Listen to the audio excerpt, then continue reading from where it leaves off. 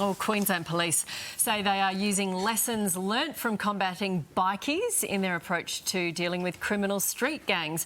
Officers are also monitoring social media platforms to see if gang members are boasting about their criminal exploits. Bikies have a structure, street gangs don't. They are quite unsophisticated, they're opportunistic, quite ad hoc. It comes as the state opposition says youth gangs are becoming more of a problem than bikies. Joining us for more is former Queensland Police Detective, criminologist Terry Goldsworthy. Good morning to you again, Terry. Well, police say they're adopting what they've learnt from dealing with bikies to now handle street gangs. Is that sort of approach worth following? Oh, look, I think it's worth giving it a try. I mean, the crime crisis in Queensland just continues to roll on. We've had last year the 20-year high in terms of a crime rate. We have to look back 20 years to find a worse situation.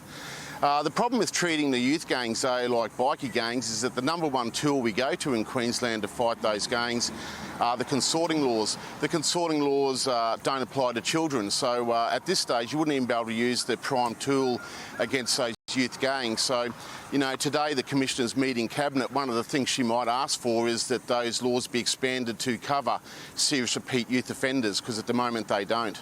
Yeah, the fact that this is unprecedented today, that the Police Commissioner is consulting Cabinet, that's a bit strange, isn't it? Why aren't they speaking, you know, why haven't they spoken earlier?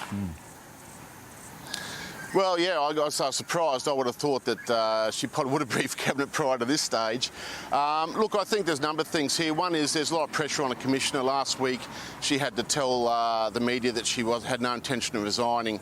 You know, so I think she's going to have a direct input into the government decisions, and that's in terms of, you know, what are they going to roll out to try and address this? I mean, things like mandatory sentencing for serious repeat offenders has been raised and discounted. The consorting laws I just mentioned don't apply to children. The electronic monitoring devices, we've only had about 30 issued. And it's been a dismal failure so far, and I see the Commissioner is pushing the electronic monitoring devices. So I guess the government's going to have to make a decision. Either they support what the police want or they're going to continue the status quo.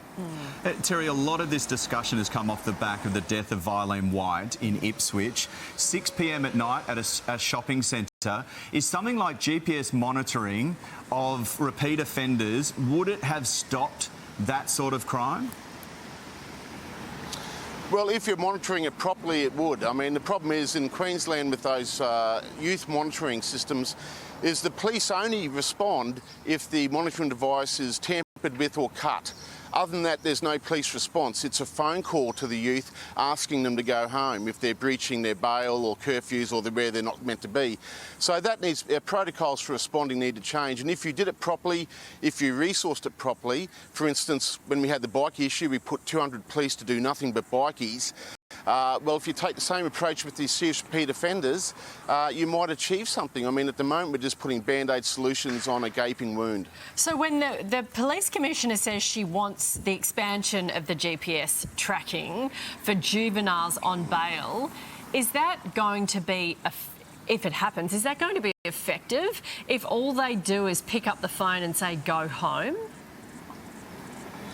Well, yeah, probably it won't be, and that's what I was talking about. The protocols need to change, and that means you're going to have more police available, more money, more resources for them to actually go out to where the person is pinging. These are GPS-based systems, and go and get them, you know, not wait for them after you phone them and hope they answer the phone to begin with and that they'll return home and follow up the next day. There needs to be an instantaneous response.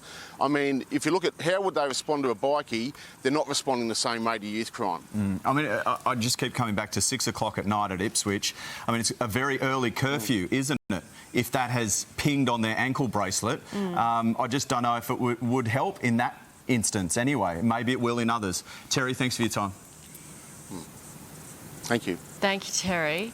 OK, let's get ready to party. We are a few hours away from kick-off of one of the biggest sporting events of the year right around the world. 800 million people in 180 countries will be watching, and this year's game could deliver the highest viewer numbers ever, due, of course, to the Taylor Swift effect. She won't be the only famous face there, of course, with Usher joining a long list of superstars who've taken to the